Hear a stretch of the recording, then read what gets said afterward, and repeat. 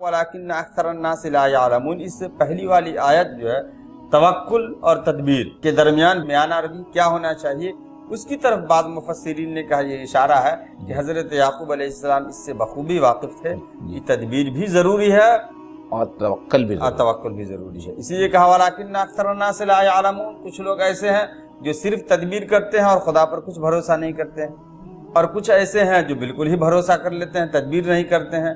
नबी अकरम सल्लल्लाहु अलैहि वसल्लम के पास एक सहाबी रसूल आए और उन्होंने कहा कि ये जो हमारी सवारी है, जानवर है, इसे मैं बांध दूं उसके बाद तवक्कुल करूं या इसको खुला हुआ छोड़ दूं उसके बाद तवक्कुल करूं?